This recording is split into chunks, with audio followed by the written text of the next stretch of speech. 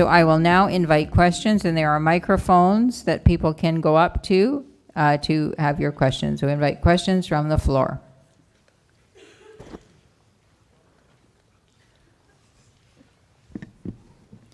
We'll start over here, and if you could just identify yourself. Susan Mintz, RSW. I'm very interested in the work you've done regarding the AMED initiative, medical assistance for people who would like to end their lives, who are cognitively intact and able to make that decision. I found the notes that you provided excellent. It, to me, is an extremely complex issue, and I'm wondering whether you will do any follow-up training or provide any follow-up documentation for us, because I feel this is one that we're going to have to really sink our teeth into. And for those of us who have worked in the healthcare system, social work can be an extremely important member of a team trying to assist a patient and family. Thank you for that question. I'll ask Lise to begin to respond to that. Thank you very much for that question. Can everybody hear me? It's always hard to tell up here.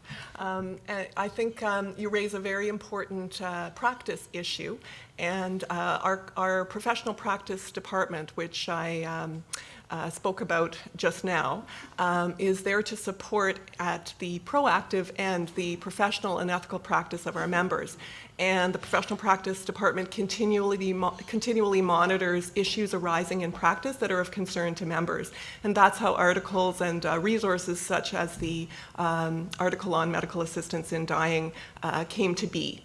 So what we continue to do is monitor the issue, and through those calls and also through environmental scans, as well as should complaints arise in a particular area, we're able to monitor where there might be a need for further supports, resources, because our focus is always on how the Code of Ethics and Standards of Practice apply to particular areas of practice, such as medical assistance in dying. So I hope that answers your question. Yes, thank you. Okay. We have a second question there. Lise, we just heard that people had difficulty hearing from you from the back, so if you could perhaps pick up the microphone. Thank you. And sing? Or Are there any other questions? Hello. Okay, we'll go over here. Hi, Nicole Penick, RSW. Of course, it's a two-part question, but I'll try to make it one question. Just want to express gratitude for the theme of the Education Day today and the keynote speaker and connecting to Indigenous issues and reconciliation. That being said, we're seeing a complete assault on social services, particularly associated with Indigenous peoples, as those overrepresented in pretty much every area of social service provision in this province, with a nearly $1 billion cut over 3 years in social services. We saw the Honorable Lisa McLeod speak to us at the beginning of the day, and I'm curious as to what the college is doing to engage the Doug Ford Conservative government here in Ontario about these cuts and the assault on social services as the people that we are serving. And what, in that vein as well, especially as this is going to be affecting Indigenous communities and peoples in a very serious way, as pretty much all Indigenous funds have been cut from various levels of government. What specifically the college is doing to engage in that. My other part, which we probably won't get to, is the college taking up the recommendations of the inquiry into missing and murdered Indigenous women, girls, and Two-Spirit peoples, and seriously considering our role in the pipeline of children's aid to those missing and murdered. Thank you. Thank you. I'll ask Lise to begin to respond to that question. So I can't quite see where you've moved to, but thank you for raising incredibly important issues impacting both social work and social service work practice. And I'm just going to segue for a moment to say that I think we're going to hear some very important and interesting comments from Dr. Jeffrey Anslus shortly, or after the break, that address some of the issues that do impact social work and social service work practice, and what the role of social workers and social service workers might be in taking up the calls to action and various other aspects of their practice. The college's public protection mandate means that our focus is on ensuring that members practice according to the standards and addressing issues where college members may be alleged to have not conducted themselves according to the standards. So unlike a professional association whose role is, and the OASW's new CEO is certainly here to address this kind of question. There are many issues of advocacy that the association has been involved with and will continue to be involved with. However, taking a position on particular issues, such as those very important issues that you raise, is something that falls under the mandate of the association, rather than the regulatory body, which is there to regulate members and promote ethical and professional practice, and then have rigorous complaints and discipline processes to address the conduct of individual members when concerns arise. Thank you. Pat, do we have, is Pat? I can't see, there's lights here shining on us. Are there any questions, Pat? Not yet. Okay, could you give us one of them? There aren't any yet. There aren't any. Okay, thank you. Any other questions from the floor? We have someone coming up here, I think.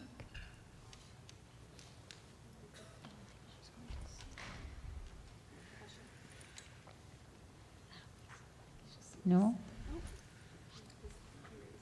If no one's Okay, coming, we'll I'll go over come here. back. We'll go over here. Okay, we'll go over here again. Just to be annoying, since this is my only chance to commune with you. So is there any consideration of the review of those policies, of which those standards of professional practice, which we are holding members in account of, that those in fact may not protect particularly Indigenous clients, and some sort of systemic review or an eye to a systemic review of those practice principles to expand what ethical practice is, that in fact these systems may be targeting and or working against Indigenous peoples. Lise? So again, I thank you, and far from being annoying, I think that you're raising another level in terms of your question, and we appreciate that, because I can say that the college's professional practice department has received questions about how the standards of practice apply to various areas of practice, and certainly to Indigenous communities, and that is not a new thing, but certainly there is a heightened awareness, which is a positive thing, of course, and potentially more questions such as the one that you just raised coming to the college. I would answer it by saying that the college continually reviews the standards of practice and the resources available to assess whether or not they apply and are appropriate and relevant to the practice of social work and social service work in Ontario. I think there are lots of questions to be asked and explored, such as the ones that you raise. And I would draw everybody's attention to the most recent issue of Perspective, where the college published practice notes that address some of the issues that you're raising and how the standards of practice might apply to practice with Indigenous clients, as well as other clients in that particular article. And there is also an article on cultural humility and some of the work that the college has done recently in the area of cultural humility. I certainly wouldn't mean to suggest that that work is done. In fact, I would say that that work is at its beginning, and we continue to look forward to opportunities, such as today's annual meeting and Education Day, to challenge ourselves, always as the regulator of social workers and social service workers. members. So we have a very distinct and defined in legislation role, but I can assure you that we continue to look at our standards of practice in relation to the issues that you raise. Okay, do we have any more questions over here? I'm going to have to lower the microphone. Alpana. It's a very quick question. I'm so pleased that we're moving into corporations and private practice and we're exploring these avenues more and more. One of the aspects that I am curious about is, as I was exploring this on my own, is if we're in a vulnerable financial sector, how does one learn more about corporations and how to move forward without setting themselves up for, let's say, failure and more towards success? So, I mean, you know, as an educational, I was wondering, is there some educational perspectives that will be put forward in this area so corporations can then move more diligently and financially in a more prudent way? Well, thank you, Alpana, for giving me the opportunity to highlight the college's website, as well as the college's staff, as very important resources for the kinds of issues that you're raising. So I think you will find under the Members tab on our website, I believe it's under the Members tab, extensive information about professional corporations, although it's quite a small minority of our members who are incorporated. If that's an area that you're exploring, that is a place to start. And there may be other legal and accounting resources that are useful to members considering professional incorporation, but that's where I would start. And just to round that out in terms of the college gives the general information and then we request that you get legal advice in terms of with a legal practitioner because we can't give you direct legal advice. Okay. Any other questions over here? Hi, William Woolrich, RSW. It is my understanding that new members are still being asked about their mental health status or previous mental health challenges. And I'm just wondering if the college has ever reconsidered that practice. I understand that it has been cleared legally, but I believe that although it may not meet the legal definition of discrimination, that it might certainly meet the ethical definition of discrimination. And so if there's been any reconsideration of that practice. Ask Lise to comment on that. Mm-hmm. So thank you for raising this issue that was the subject of some interest last year, and we're not hearing very much about the amendments to the registration regulation in relation to a physical or mental condition or disorder that may impact a member's ability to practice safely. So just to give all of you a little bit of reminder or background information. The college introduced and approved amendments to its registration regulation in the beginning of 2000, and that came into force January 1st, 2018. And there were a number of amendments, including a new class of registration, the retired class of registration, and a number of other kinds of changes in those amendments to the registration regulation, and there was a lot of very positive feedback in relation to many of those amendments.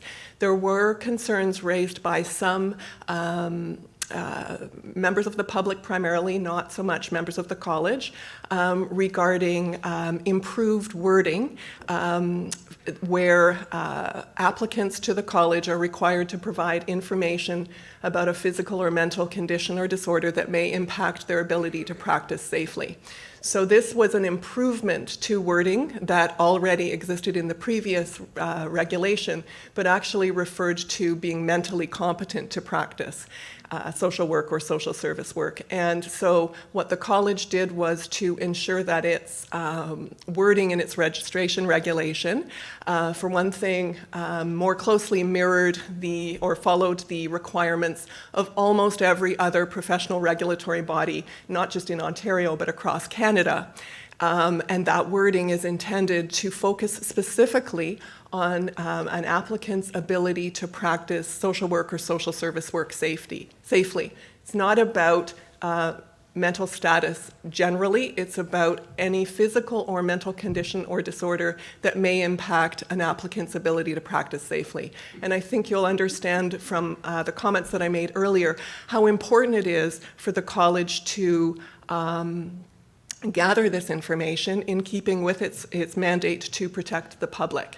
However, we're also extremely aware of the sensitivity of this information, potential information, and we handle it with extreme sensitivity and confidentiality. I can also share that there have been no situations in which somebody was not registered with the college as a result of this improved wording in the new registration regulation.